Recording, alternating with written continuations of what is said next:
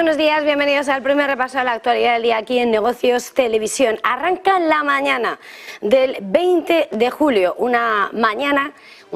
jornada que se comienza a escribir en clave geopolítica con la mirada puesta en el escenario internacional, sobre todo porque ha entrado en vigor la última advertencia de Rusia a los barcos ucranianos que se dirijan al Mar Negro. Rusia ha lanzado esa advertencia contra los barcos que viajen a puertos ucranianos del Mar Negro desde este jueves. Barcos que viajen a puertos ucranianos desde la medianoche. Pasan a ser sospechosos ya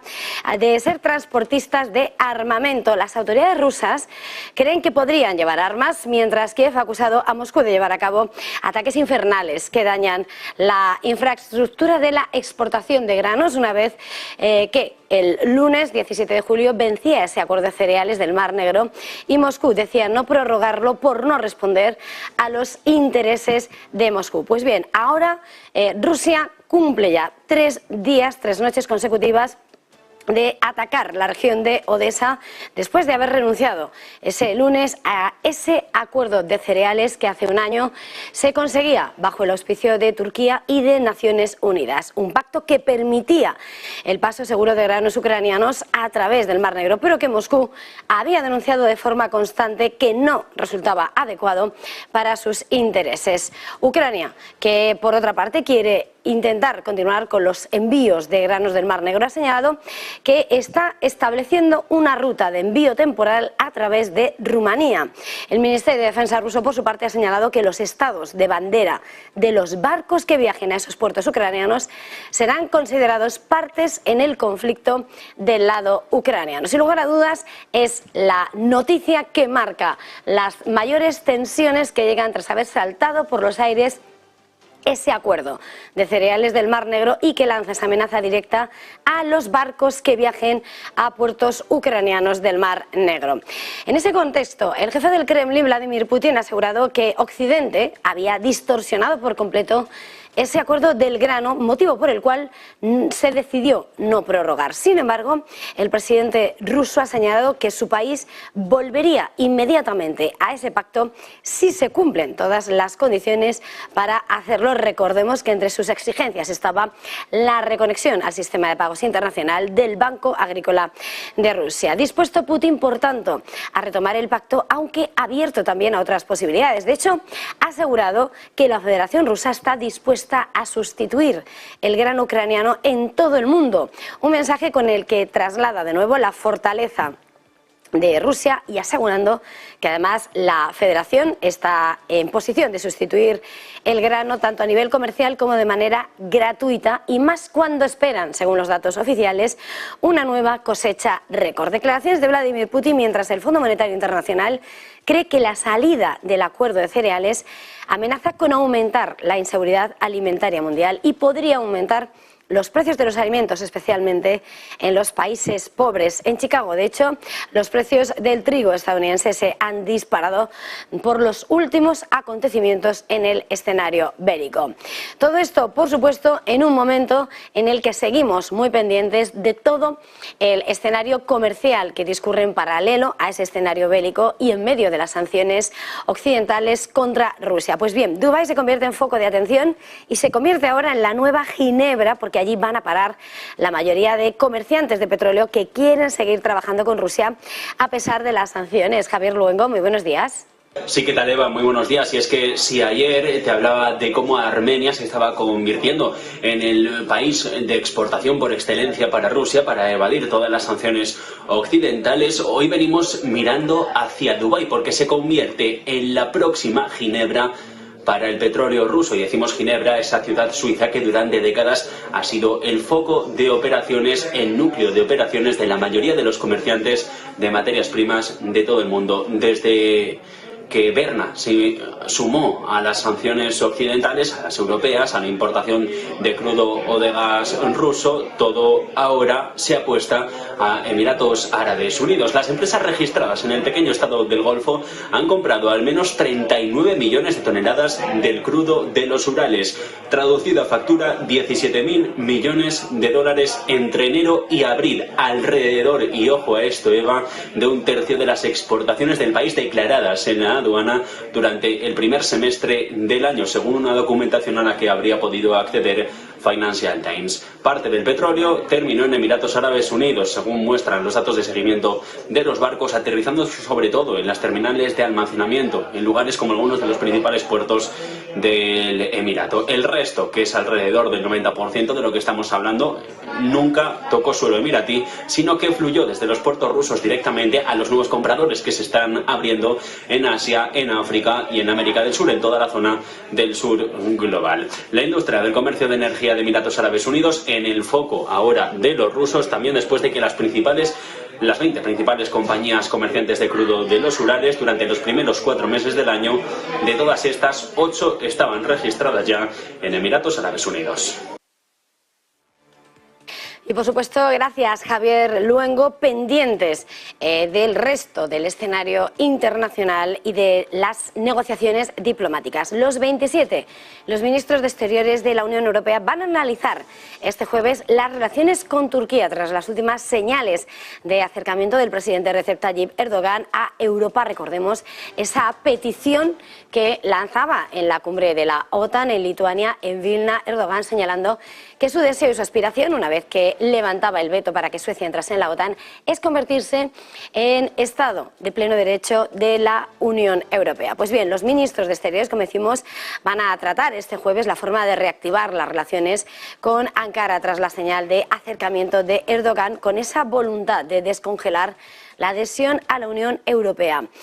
Recordemos que en ese marco de las negociaciones para la adhesión de Suecia a la OTAN, Ankara pedía que se retomase el proceso de adhesión y que los 27 estudien la modernización de la unión aduanera y la política de visados, en lo que supondría todo un giro respecto a la política exterior de Erdogan en los últimos meses, en los que además había evitado aplicar sanciones contra Rusia y se considera un gran aliado del gobierno de Vladimir Putin. Y por supuesto, mirando al escenario internacional, la crónica de este 20 de julio también se escribe de la mano de los grandes gigantes de la primera y la segunda economía del mundo, de Estados Unidos y China, con su batalla tecnológica. Pekín ha reiterado sus críticas a Washington por sus restricciones a la inversión y los chips y ha advertido de que no se quedarán quietos y que habrá represalias contra esas medidas de seguridad nacional que alega Estados Unidos dirigidas al país y que incluye además ese mecanismo para controlar las inversiones entrantes que está preparando la Casa Blanca. El embajador de China en Washington, Xi Feng, ha denunciado que Pekín no puede permanecer en silencio ni de brazos cruzados en medio de sanciones y controles de exportación que lo que buscan es impedir el acceso a la tecnología estadounidense avanzada, incluidos esos chips de última generación. Declaraciones que además cobran importancia mientras la administración Biden está ultimando ese mecanismo de selección de inversiones que lo que hace es diseñar el modelo para reducir la cantidad de dinero estadounidense que se invierte en entidades chinas involucradas en áreas que se consideran claves, semiconductores, computación cuántica e inteligencia artificial, que podrían ayudar, según esas razones de seguridad nacional de Estados Unidos, al ejército chino. Y por supuesto, más allá de esas grandes cuestiones de la geopolítica, llegan los grandes titulares que ponen las grandes compañías y miembros del mercado. Y por cierto, que vamos a conocer los resultados de Bankinter, pistoletazo de salida en la campaña de resultados del mercado español, pero sobre todo mirando a la banca en las últimas horas, y este miércoles el protagonismo llegaba del otro lado del Atlántico.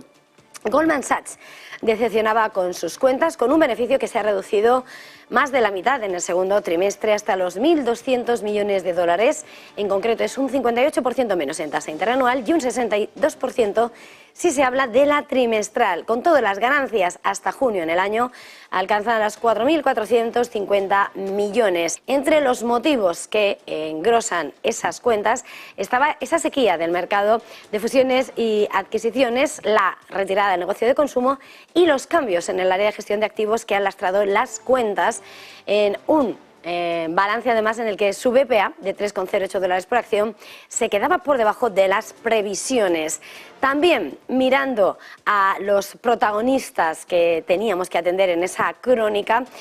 importante también la huella de esas grandes tecnológicas. Netflix, que presentaba resultados con signo mixto y se apuntaba a una muy mala jornada en Wall Street con caídas del 4%.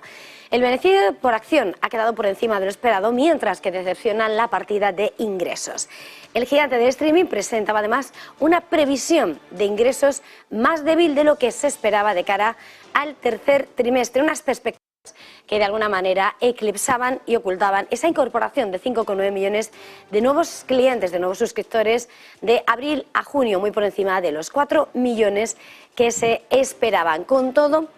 decía Netflix que espera que el crecimiento de los ingresos se acelere en la segunda mitad del año y agregaba que su objetivo es continuar creando programas y películas, mejorar la monetización e invertir en mejorar el servicio a sus usuarios. Y por supuesto también Tesla era protagonista y lo que ha pasado, la factura que ha pasado, esos descuentos que ha introducido sus vehículos. El margen del beneficio bruto de Tesla ha caído un mínimo de 4 años en el segundo trimestre, después de que el presidente ejecutivo Elon Musk haya redoblado esa apuesta en esa guerra de precios por los fabricantes automóviles eléctricos rivales. Pese a ello, en ventas y en beneficios ha superado previsiones. Tesla ha anunciado que se está enfocando en la reducción de costes y en el desarrollo de nuevos productos y que los desafíos de estos tiempos inciertos no han terminado. Con todo, el margen bruto automotriz, excluyendo los créditos regulatorios,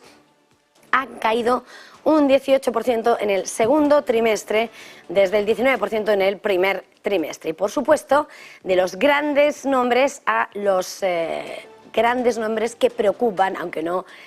sean tan conocidos para muchos, aunque desde las tensiones del sector bancario en Estados Unidos en primavera son muy conocidos para el mercado. Los principales bancos regionales de Estados Unidos han señalado que los depósitos se han estabilizado en su mayor parte y que los ingresos netos por intereses han aumentado en este escenario de subida de tipos de interés. Un balance de ambos factores que ha puesto sobre la mesa unos resultados que les han hecho subir en bolsa en la sesión de este miércoles y que suavizan y hacen que caigan más en el olvido esas tensiones que se desataban tras el colapso de Silicon Valley Bank en primavera y que generaba esa fuga de depósitos en la banca regional. Entre esos bancos regionales de Estados Unidos, 3 de ellos cumplían, superaban las expectativas de ganancias y entre esos datos que conocíamos estaba Bancorp con un anuncio de que los depósitos han totalizado 497.000 millones, son un 2,6% menos, pero un 9% más en el año. También Citizens con caídas del 1% de los depósitos y First Horizon que aumentaban un 6% en la tasa trimestral. Todo esto les hacía ser algunos de los grandes protagonistas de las últimas horas. Pero si hablamos de banca, hay que mirar también a Europa porque Deutsche Bank va a ser multado por la FED. La Reserva Federal ha multado al alemán, a su división en Nueva York y otras filiales en el país con 186,4 millones de dólares tras concluir que Deutsche Bank no aplicó suficientes medidas para prevenir el blanqueo de dinero ni ha mitigado suficientemente los riesgos en su relación con la filial Danske Bank en Estonia. Dice la Junta que Deutsche Bank hizo progresos insuficientes tras los decretos judiciales de los años 2015 y 2017, por lo que haya que los controles internos de prevención del lavado de dinero y los procesos de gobernanza han sido deficientes en su anterior relación con la división estona. Es, sin lugar a dudas, otro de los nombres que firmaban la crónica del día, pero también nos hacen mirar al mercado de las criptomonedas porque la aprobación de los ETFs de Bitcoin al contado está cada vez más cerca. La SEC nombra a 8 solicitantes en el registro oficial y empieza así la cuenta atrás. Sergio Fernández, muy buenos días. Muy buenas, Eva. La aprobación de los ETFs de Bitcoin sigue dando pasos y la última, la más importante, es que 8 de los solicitantes de estos ETFs de Bitcoin al contado ya han sido nombrados dentro del registro federal por parte de la SEC. Este es el paso más importante porque a partir de ahora se pone en marcha el reloj, se pone en marcha el proceso oficial y sobre todo cada vez se acerca más el nombramiento, la oficialización de un ETF de Bitcoin al contado en los Estados Unidos. Al principio la SEC se mostraba bastante escéptica. Gary Gensler dijo que la mayoría de estas presentaciones de ETFs eran inadecuadas, pero todo está dándose la vuelta, todo está cambiando, sobre todo porque una de las empresas, una de las gestoras más importantes del mundo, BlackRock, ha presentado un ETF y esto está empujando a otras empresas. Las venimos comentando en Negocios Televisión en las últimas semanas. Tenemos a WisdomTree, a Fidelity, Vanek, Invesco, ProShares, Valkyrie, Bitwise y sobre todo, la más importante, BlackRock, que ya han presentado sus ETFs de Bitcoin al contado y que ya han sido nombrados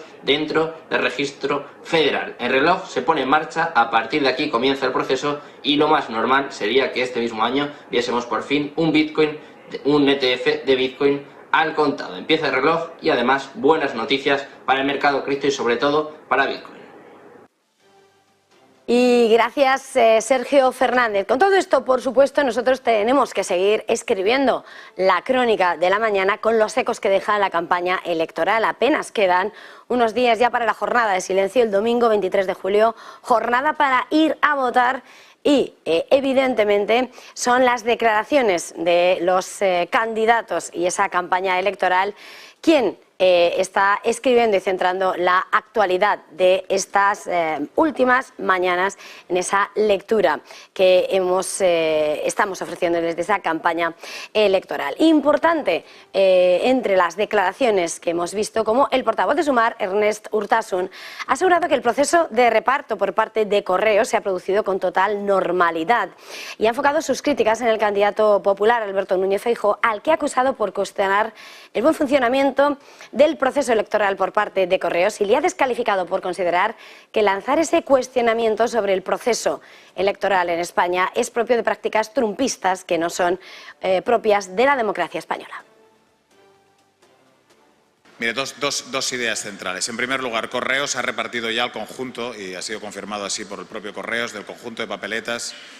de los que han solicitado votar por correo, con lo cual el proceso se ha producido con total normalidad y quiero desde aquí lanzar particularmente un agradecimiento a los trabajadores y trabajadoras de Correos por el enorme esfuerzo que han hecho en estas últimas horas para hacerlo posible y también un compromiso desde Sumar, que es que trabajaremos para reforzar ese servicio, para reforzar las condiciones con las que trabajan de una manera muy clara. Y en relación a las críticas que ha vertido el señor Feijóo, decir que este tipo de prácticas trumpistas tratando de sembrar sombras de dudas sobre el proceso electoral no son propias de una democracia como la española y están completamente fuera de lugar. Son las declaraciones que han ido escribiendo las críticas de un lado y otro de los candidatos a las elecciones del 23 de julio, en una jornada que, por supuesto, hay que recordar, se terminaba marcando por ese debate a tres en los que concurrían el candidato a renovar la presidencia, Pedro Sánchez, la líder de Sumar, Yolanda Díaz, y el líder de Vox, Santiago Abascal. Un último debate de campaña que volvía a poner sobre la mesa cómo Pedro Sánchez lo que tiene claro es y camina a avanzar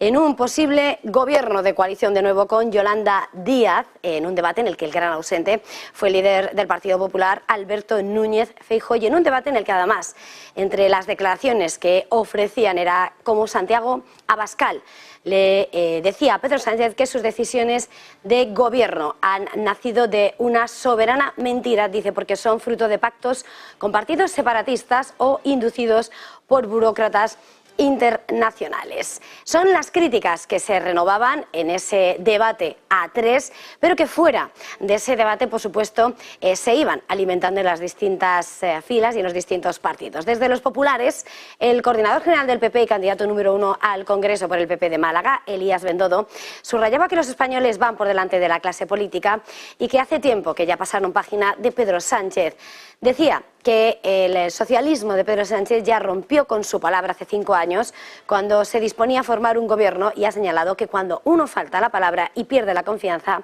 recuperarla es muy difícil. Tenemos un presidente del gobierno que empezó hace 5 años diciendo que él no iba a pactar con Podemos, que no podría dormir tranquilo. 15 minutos después pactó con Pablo Iglesias, se dio aquel abrazo, ¿acordáis? Con Pablo Iglesias diciendo que no podíamos dormir tranquilo, que no podía dormir tranquilo, ¿no? Después dijo que no iba a indultar a los golpistas de Cataluña, indultó a los 9. Y el otro día Rufián dijo que efectivamente exigieron el indulto para poder llegar a un acuerdo. Dijo que nunca iba a pactar con Bildu, y ha pactado con Bildu la ley de memoria democrática y la ley de vivienda que protege precisamente a los ocupas. Dijo que iba a ser el gobierno más feminista de la historia de la democracia. 120 violadores ha sacado la ley del solo sí es sí de Pedro Sánchez de la cárcel, y 1.200 han visto reducidas sus condenas. Y puedo seguir. Desde las filas del PSOE, el todavía ministro de Exteriores, José Manuel Álvarez, ha pedido el voto de los progresistas, asegurando que solo el voto del PSOE garantiza que no habrá ministros de ultraderecha. En Pontevedra subrayaba que el Partido Socialista es el que puede hacer que España no involucione. Hago un llamamiento a todos los progresistas, se sientan de la tendencia que se sientan, a que voten con el corazón, pero también con la cabeza, sabiendo que solo la papeleta del PSOE garantiza que España no involucione. Y también a todas aquellas personas que tal vez nunca hayan votado al Partido Socialista, pero que son personas sensatas, personas moderadas, personas que no quieren ver ministros de la ultraderecha en el Consejo de España, que no quieren ver un gobierno con una persona como el señor Feijóo que miente a los españoles, como se le vio claramente el lunes en un tema tan importante como son nuestras pensiones. Son las declaraciones que han ido escribiendo esa última esa jornada de campaña electoral de este miércoles, pero importante porque la mirada de todos está puesta en este domingo, 23 de julio, e importante porque este domingo a partir de las 8 de la tarde, especial elecciones, aquí en Negocios Televisión, un especial que va a conducir José Antonio Bindar.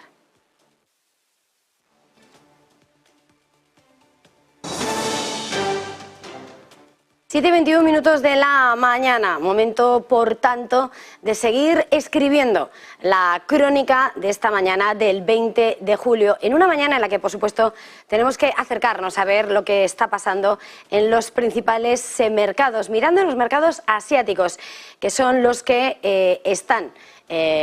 son los más madrugadores y que están señalando en esta jornada de jueves camino negativo, es lo que está enfilando el índice Nikkei en Tokio, con una caída a esta hora por encima del 1% en los 32.537 puntos, mientras que vemos como el Hansen de Hong Kong, por su parte, avanza un 0,40% y aguanta por encima de los 19.000 puntos, y todo esto en una jornada en la que, por supuesto, vamos a seguir pendientes de los grandes catalizadores del mercado, como son las compañías en esta senda de resultados. Hoy, recordemos, Bankinter da el pistoletazo de salida a la campaña de resultados y en breve vamos a conocer las cuentas de la entidad, y para hablar de todas esas referencias, para hablar de lo que se espera y de lo que se está viviendo en los mercados, tenemos que